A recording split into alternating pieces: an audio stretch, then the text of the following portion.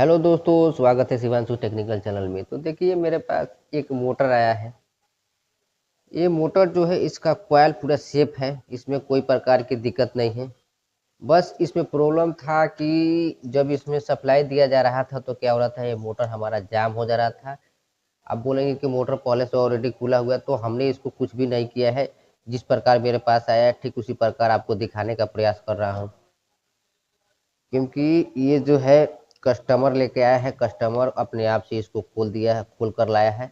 इसका आप दुर्दशा देख रहे हैं कि किस प्रकार से ये दिखाई दे रहा है।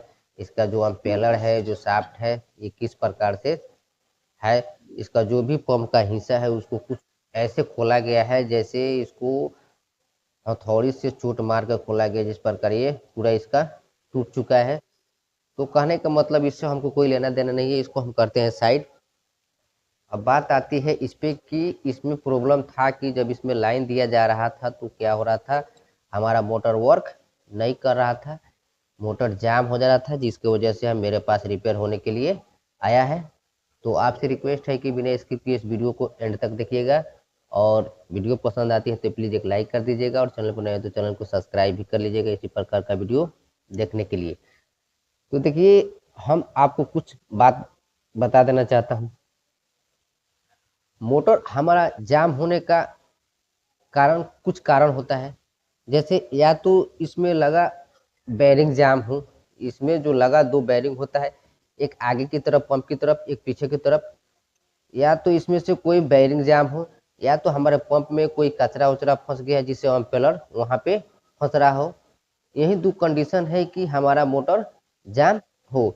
या तो ये जो शाफ्ट है, शाफ्ट में या तो कहीं पे प्ले हो जाए यहाँ पे मोटर के साइड, या इसमें कोई प्ले हो जाए, गैप हो जाए, जिसकी वजह से हमारा इस पे बैरिंग क्या होता है, बैरिंग चढ़ाने के समय में हमारा बैरिंग ऊपर नीचे करे, तभी हमको प्रॉब्लम आती है। जब सप्लाई देते हैं मोटर में तो हमारा क्या होता है, वहाँ पे हमारा जो ये रोटर है हमारे इस स्टार्टर के अंदर जो होता है, क्या होता है, चिपक जाती है। जो सप्लाई ऐसे घुमाएंगे हाथ से तो फिर ही घूमेगा, लेकिन जैसे सप्लाई देंगे तो क्या होगा, यहाँ पे प्ले होने के चलते हमारा जो क्या होगा, ये शाफ्ट ऊपर नीचे करेगा। ऊपर नीचे करने की वजह से जैसे इसमें सप्लाई देंगे, जैसे मैग्नेटिक फील्ड उत्पन्न होगा, जैसे इसमें ये जाके चिपक जाएगा, उस कंडीशन में भी नहीं चलेगा।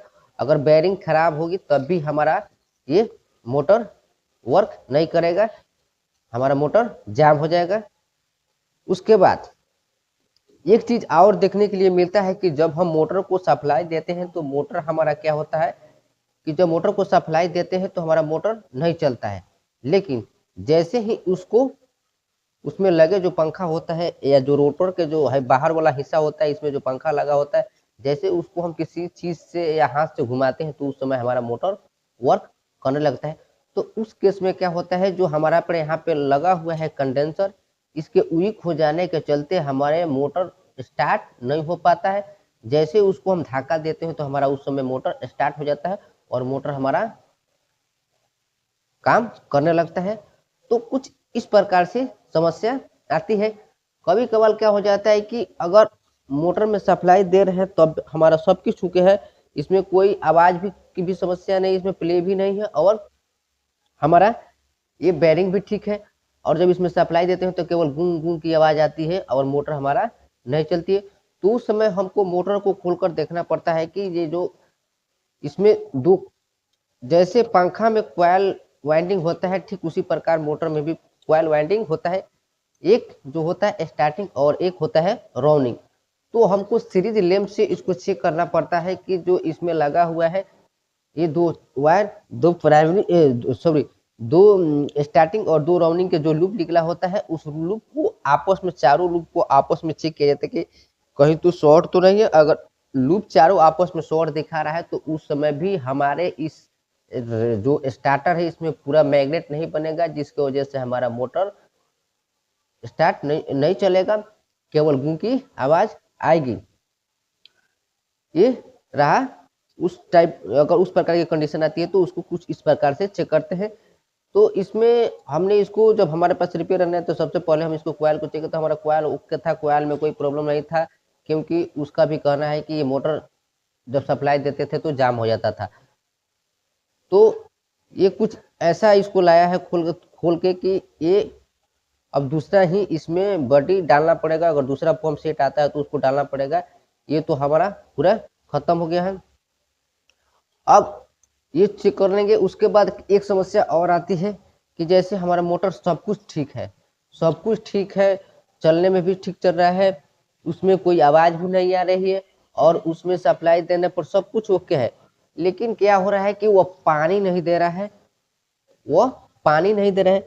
तो उस समय क्या होता है कि या तो हमारा जो पंप में लगाए जो पाइप में जो कनेक्शन है या वहां से कोई लीकेज होगा, और नहीं तो हमारा एम्पेलर खराब हो गया होगा जिसकी वजह से पानी नहीं देता है। तो उस समय भी हमको एम्पेलर को खोल कर पहले सबसे पहले वहां पे प्लम्बर मिस्त्री को बुलाकर उसको दिखाना चाहिए। उसके बाद नहीं ठीक होता है तब उसको मोटर के मिस्त्री के पास ले जाकर इसका एम्पेलर को दिखाना चाहिए। एम्पेलर भी अगर खराब हो जाएगा तब भी हमें पानी नहीं, मोटर पानी नहीं दे पाएगा। तो कुछ इस प्रकार से समस्या होती है। इसमें ज़्यादातर कुछ नहीं लगा होता है, कुछ ऐसे ही चीज़ होते हैं जिसे बहुत आसानी से आप देख सकते हैं और इसका समस्या का सामना कर सकते हैं और जो भी होगा आप ठीक कर सकते हैं। अगर आपको आता है तो आप कर सकते हैं, अगर नहीं आता है तो आपको मिस्त्री के पास जाना पड़ेगा। तो यही सब होती है, बाकी कुछ नहीं होता है इसमें। जिस प्रकार पंखा का वाइंडिंग चेक होता है, जिस प्रकार पंखा का कॉइल चेक करते हैं, ठीक उसी प्रकार इसको भी हम चेक करते हैं। जिस प्रकार पंखा में एक जो स्टार्टिंग और एक राउंडिंग को एक साथ कॉमन किया जाता है और एक स्टार्टिंग और एक कॉमन एक राउंडिंग जो वायर बचता है उसमें कंडेंसर का तार वो जोड़कर और कॉमन पर एक सप्लाई देते हैं और एक कंडेंसर पर सप्लाई देते हैं। ठीक उसी प्रकार इसमें भी होता है, ठीक उसी प्रकार इसमें भी कनेक्शन होता है, बाकी कुछ नहीं होता है। तो अगर वीडियो पसंद आई होगी तो प्लीज़ एक लाइक कर दीजिएगा और चैनल पर नए हैं तो चैनल को सब्सक्राइब भी कर लीजिएगा इसी प्रकार का वीडियो देखने के लिए। तो चलिए मिलते हैं फिर से नेक्स्ट वीडियो में।